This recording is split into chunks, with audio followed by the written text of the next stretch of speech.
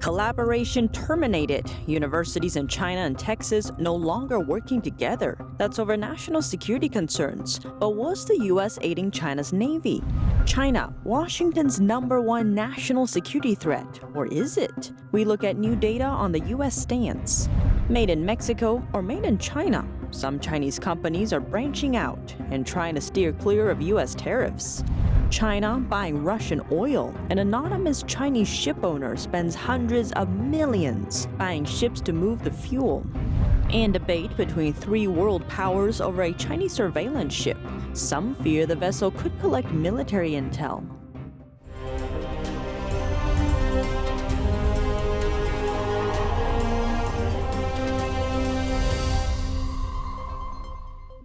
Welcome to China in Focus. I'm Tiffany Meyer. Our research partnerships between American and Chinese universities providing for China's military. Related concerns prompted the termination of a climate science lab at Texas A&M University in December. Its cooperation with a Chinese university was deemed a security risk. Here are the details. The International Laboratory for High-Resolution Earth System Prediction, or IHESP, was formed in 2019. It's a joint venture between Texas A&M, the National Center for Atmospheric Research, and China's Qingdao Pilot National Lab for Marine Science and Technology. The three institutions had agreed to share funding, experts, and computing power to develop high-resolution climate models. Texas A&M didn't say exactly why the partnership was terminated. But a Washington Times op-ed piece cited concerns that part of the research would revolve around temperatures in oceans, information that could be used to hide and detect submarines. This amid fears of a possible Beijing invasion of Taiwan. In February, Senator Marco Rubio sent letters to 22 U.S. universities, urging them to end their academic and research partnerships that could benefit Beijing's military. The U.S. submarine force is comprised of just over 70 submarines. All of them are nuclear-powered. On the other hand, China's submarine fleets will likely maintain between 65 and 70 submarines through this decade. But only about a dozen of them are nuclear-powered. The others are diesel-powered. Trade data from the U.S. Commerce Department suggests Washington's tech curbs on Beijing may not be as effective as expected. Let's take a closer look. Based on trade data, the U.S. Commerce Department approves almost all tech exports requests to China. Sales of certain critical technologies to the country have also seen an increase. Worth noting, only half of 1% of exports to China require a license, and nearly 95% of that half percent get approved. Most are high-tech exports. Because of that, the U.S. is still shipping technology over to Beijing. And some of those goods, like microchips in aircraft parts, may be helping China boost its military. But a top defense expert didn't seem to take issue with the export situation. The Pentagon's former top China export controls analyst said he had no problem trading with or feeding China, though he added he had, quote, a huge problem with arming China. Washington has applied export controls and sanctions to curb Beijing's technological expansion. Earlier this month, President Biden signed legislation to invest over $50 billion in U.S.-based semiconductor production. Likewise, the Commerce Department says it's working with the Defense, State, and Energy departments to manage long-term strategic competition with Beijing. Back in 2018, Congress passed the Export Control Reform Act. The rule was meant to keep a tighter grip on new technology, but critics say the progress has been slow. What's more, Congress no longer regulates other kinds of technology, like those needed to manufacture microchips. A United Nations report says Beijing imported nearly triple the amount of that kind of equipment from the U.S. in just 4 years' time. But that's not the only issue.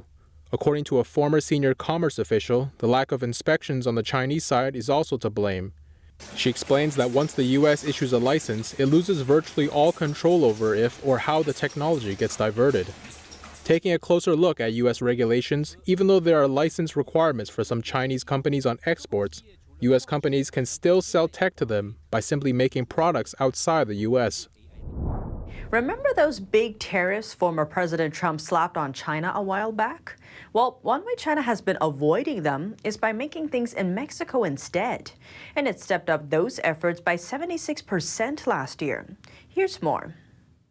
China is investing in Mexico in order to avoid U.S. tariffs, such as the 25% tariff former President Trump imposed on a wide variety of Chinese goods. We see them in the states of Nuevo León, Baja California, Chihuahua, Tamaulipas, all the northern border. Adrian Cisneros is the head of the Mexico office for law firm Harris Bricken. Cisneros says China is taking advantage of rules in the USMCA and Trans-Pacific Partnership trade agreements. We're going to have Mexican entities with Chinese capital, yes, but Mexican entities manufacturing Mexican product that can therefore benefit itself. China invested $606 million in Mexico in 2021, which is 76% higher than in 2020. China's investments so far play a minimal role. Enrique Dussel-Peters is a professor at the National Autonomous University of Mexico. Peters says Mexico is a top foreign direct investment recipient and that China still invests far less than other countries. China's OFDI has been investing mainly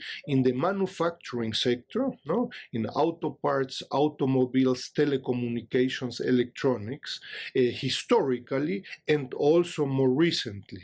Peters says this is because Mexico has been specializing in these things for the past 20 to 25 years. A lot of this is in what we'd call strategic investments, infrastructure, communications, ports, these areas that will give control and leverage over the recipient nation. Fergus Hodgson is the director of Econ Americas, a research firm that focuses on the Americas. He says China isn't just after profit, it also has expansionist ambitions. The leverage is becoming more and more apparent with the Chinese or Communist Party regime asserting itself and having an impact on local politics, including having, let's say, trade zones within which they have a large degree of autonomy or jurisdiction. Over 1,000 Chinese companies have invested in Mexico, and China has become its second largest import partner, behind only the U.S. Colin Fredrickson, NTD News. China is still buying oil from Russia, despite sanctions from the West on Russian oil. A mysterious Chinese ship owner is also involved. He or she spent over $375 million to buy 13 tankers in recent months. The goal? To transfer Russian oil, mostly to China, with some going to India. The anonymous buyer purchased the ships indirectly through companies in China and Hong Kong. Those details come from Lloyd's List, one of the world's oldest and most authoritative media outlets for global shipping news. The outlet also called the ship owner cash rich. A Chinese surveillance ship is striking a nerve with India, a major U.S. defense partner in Asia. The ship docked at a strategic port in Sri Lanka on Tuesday. The port sits at a critical location. It's less than 10 miles away from one of the world's busiest shipping routes. It's also just miles away from one of the world's busiest oil transport routes. The path links two of the world's most important oil transit choke points, the Strait of Hormuz and the Strait of Malacca. And countries like China, Japan, and South Korea depend on it for the bulk of their oil supplies. More than half of the world's oil is moved via fixed shipping routes like this one. And it's critical that these routes stay free and open, as the slightest disruption could drive up energy costs or delay oil supplies. On top of these, the port is also next to the southern tip of India, and the Chinese ship is capable of several functions. China's military uses the ship to monitor ballistic missile launches. The ship can also track satellites. China said the vessel is making a stop there to add fuel. But India remains worried. It says the Chinese ship is reportedly armed with advanced sensors, meaning the ship could spy on Indian defense facilities. What happens in our neighborhood, any developments which have a bearing on our security obviously is of interest to us. I think our spokesman had said some time ago that we obviously monitor any development which has a bearing on our interests very, very carefully. India protested against the Chinese ship visit back in early August. U.S. officials also raised concerns. In response, Sri Lanka asked China to delay the ship's visit, but the vessel arrived at the port eventually. For Sri Lanka, the tug of war behind the ship visit is a symbol of its struggle between two giants, India and China. Both countries have been competing for influence over Sri Lanka.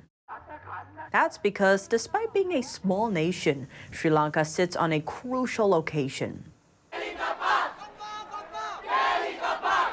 Complicating the situation is Sri Lanka's economic crisis. The country is saddled with debt, and China is one of its biggest lenders. Beijing has loaned Sri Lanka over $5 billion in the past decade, and now Sri Lanka is hoping China will lend a hand. We hope and request China, our long-standing friend, to assist us in restructuring our debts and secure an IMF bailout as soon as possible and provide with some meaningful bridging finance. Sri Lanka also sought help from India. After Sri Lanka's economy fell into trouble, New Delhi gave it about $4 billion of financial assistance. India argues that Sri Lanka should not allow the Chinese ship to dock at a port this close to India. The nation also says it's closely monitoring the situation. Next, we'd like to address a question from our audience. Some viewers ask for an explanation on why China suspended immigration cooperation between the U.S. and China. The move has been seen as part of Beijing's retaliation after U.S. House Speaker Nancy Pelosi's visit to Taiwan. Let's take a closer look at what happened.